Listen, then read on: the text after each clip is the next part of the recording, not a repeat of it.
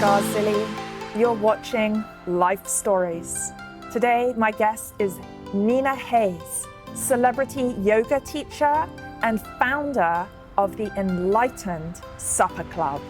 Nina, welcome to Life Stories. Thank you. Thank you for having me, Joanna. So where did you grow up? I was born in Boston, and I grew up in the suburbs, just between two lakes. So I kind of have a lot of sweet memories of just like ice skating in the winters and biking around the summers, collecting frogs. You know, just kind of a rural. Do you have brothers, sisters? I have two sisters. I'm in the middle. So I have an older sister who lives in England and a younger sister who still lives in Boston. And school, how did you feel about studying? I was pretty academic, actually, maybe to a little bit of a fault. But I would get bored with school. So I remember designing my own curriculum, and it often involved like skipping school. I would go take the subway into the city, and you know, I was kind of precocious little kid. I would go to the museum, or I was a ballet dancer, so I would take the company classes in the city, but I wouldn't go to school. So I was probably the only straight A student that nearly got expelled many times for just like not going to school enough. Like I just didn't attend a lot. So how did you get into ballet? Ballet, my older sister was a dancer, and I think it was just, I don't know, just something I always loved. I think you mentioned I teach yoga. Movement's always been my language. Movement and food, the lens in which I kind of experience everything. What was your favorite ballet growing up? I really liked Serenade. It's a Balanchine kind of minimalistic, non-story ballet. It's just like beautifully simple aesthetics and costuming. So, simplicity. When has there been a time in your life where things did not feel simple? Like every day. Maybe that's why I'm attracted to simplicity in yoga and sometimes in food even, finding the essence in something, because I find the world incredibly overwhelming and complex and loud and overstimulating. So I think that's why simplicity holds like such a reverent place in my life. If you could reincarnate as an animal, what animal would that be? It's a tricky one. I kind of want to choose two, but you can pick two. Two? Okay. What's the first one? The first one is a monkey. I just like monkeys. I kind of feel like a monkey. I have trouble kind of sitting like an adult. I'm usually kind of wiry, like monkey mannerisms. And a butterfly, just because it's so beautiful that they come from this, you know, larvae, and they have to break out in order to kind of transform. I just like the metaphor, and I've always been told it's my spirit animal. So how did you transition from ballet to yoga? A very concrete experience. My ballet teacher, I had tight hip flexors, and she was a Rockette. She was a Boston ballet teacher, but she was also a Rockette. And she told me to take yoga. And initially, I was very resistant. You know, I only wanted to dance. But she could have told me to do anything. Donna Silva was her name, or is her name. And she told me to do yoga, so I did yoga. So what was the first type of yoga class that you did? It was Baron Baptiste. He's a power yoga teacher from Boston, Cambridge area. And he was my first yoga teacher. So it was kind of a very athletic style, also with some spirituality woven into it. And at what point did you know that you wanted to teach?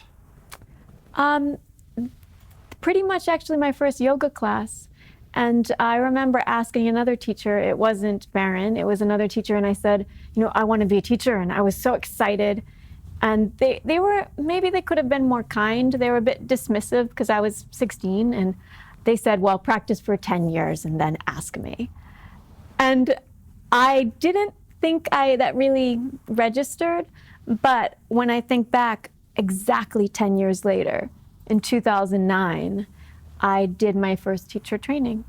And then I thought back to that experience and I said, wow, I guess I really took that 10-year to heart. They said you have to be a student for 10 years minimum before you can even think about teaching someone. And you literally manifested that. Yeah, or they manifested it, yeah. Yes. So I guess it's watch what you receive is kind of the lesson. But and then how did you get into food?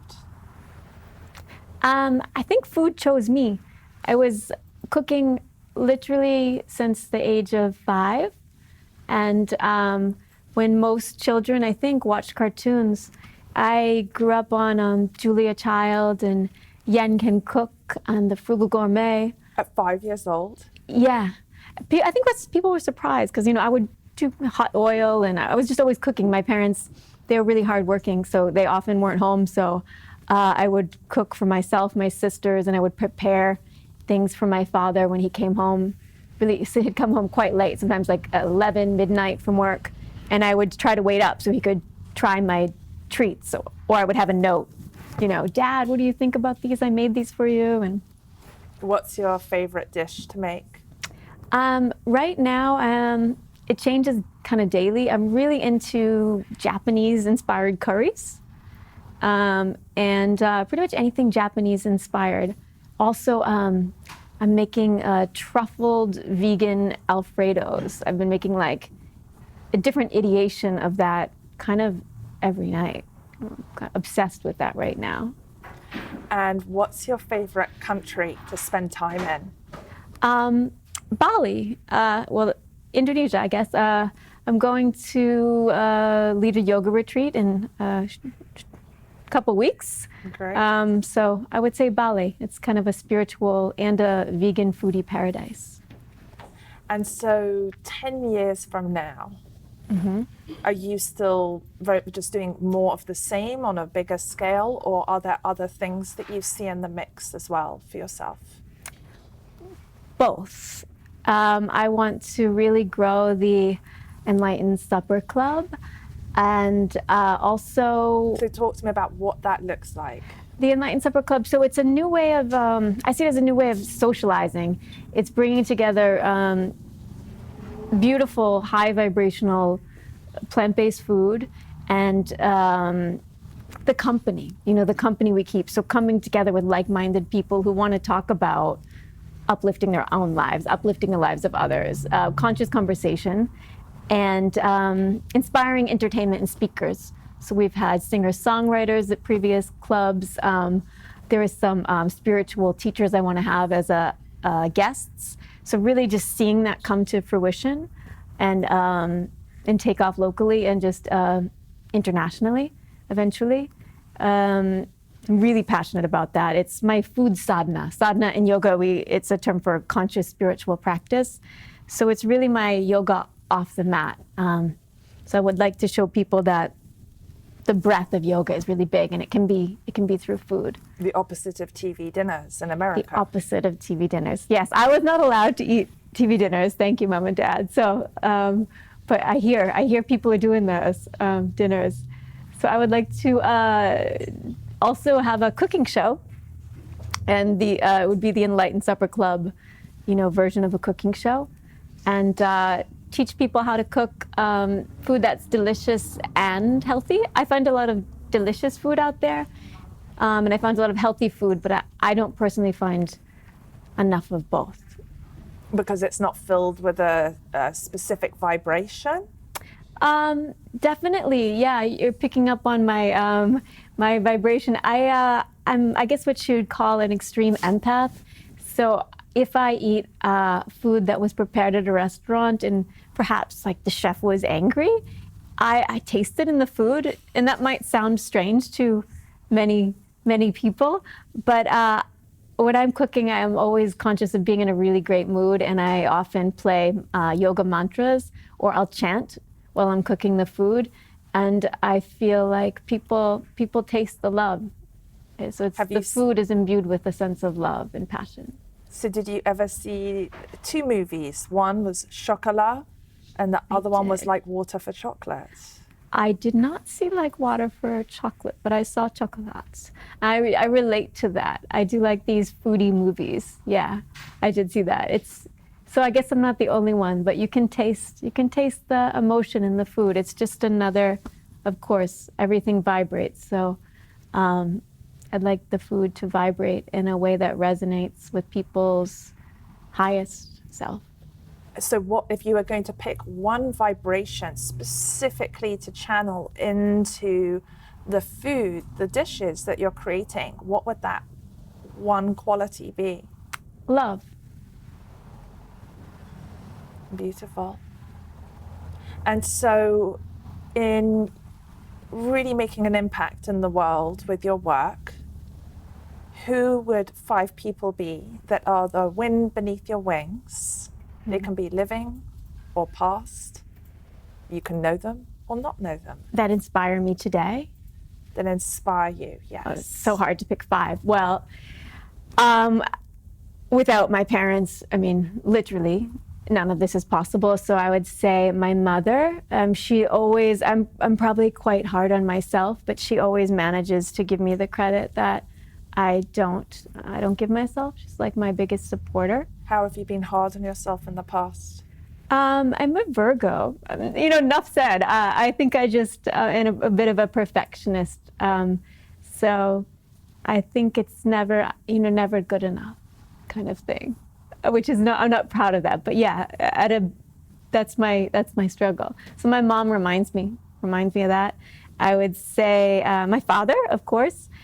He's also a great supporter. And one of the things I grew up with, feeling a sense that he would always be proud of me no matter what. So like a really unconditional sense of acceptance from my father. Who else? The wind beneath my wings.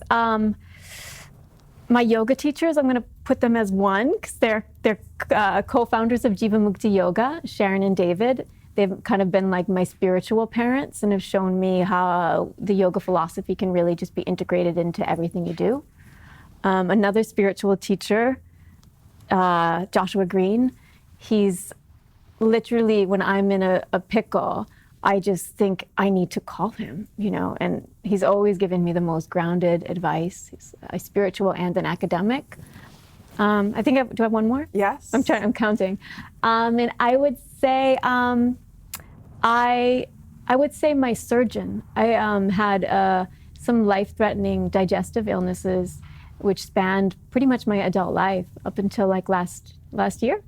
And I literally wouldn't have survived without my surgeon, who kind of also in a different way than my parents, but believed that my life was worth saving. And what was the life-threatening illness? I wish it had a name, because then it would be easy to explain. It doesn't have a name. They shipped me around the world to try to figure out and do research on me. But it was just something that affected the intestines. So I probably had about 20 plus surgeries on my digestive tract. Over what time frame? Maybe 19 years. And sometimes they were more condensed, like 6 a year, 4 a year. So that, to have someone that believed in me and... Were there times when you wondered if this thing would take your life, or did you always have a knowing that you would get strong again? No, I think I didn't know at one point. I think that's why now I'm so motivated with my work, and to make it of service to others, because I feel like I owe it to myself, but also everyone that really gave me the motivation and that believed in me, and also risked their own careers in some ways. My surgeon, it comes to mind. When you have a certain level of complicated medical history, you'll get denied by doctors, because you're too much of a liability. So people literally put their careers on the line to save my life. So I really I'm so deeply grateful for that. What spiritual practice did you use to prepare yourself for each surgery? Mantra, which I learned from my Jivmukti teachers.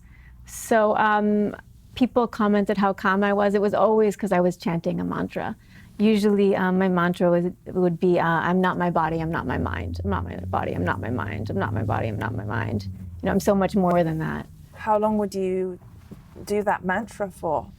Well, I would do that in the context of surgery. If they ask you to count backwards, I would do my mantra until, you know, I was out, kind of thing. Or whenever I got nervous. I guess with the mantra, it's a beautiful practice, which I teach all yoga and meditation students. It's something that initially you do deliberately, and then it kicks in on its own. So under times of stress, the mantra just works on you. So what do you believe that you're here on the planet to learn? What's your big picture life lesson? Oh, let me think about that. My big picture life lesson. Maybe to believe that on a cellular level, that I'm not my body and I'm not my mind. And my last question to you is, how do you want to be remembered?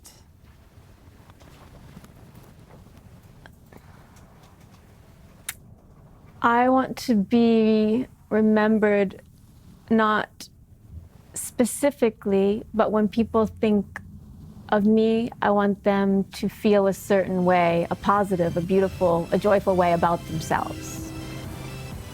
Beautiful. Thank you. Thank you. I'm Joanna Garzilli. You're watching Life Stories. Today, my guest was Nina Hayes. Thank you so much for watching. We look forward to you tuning in next time.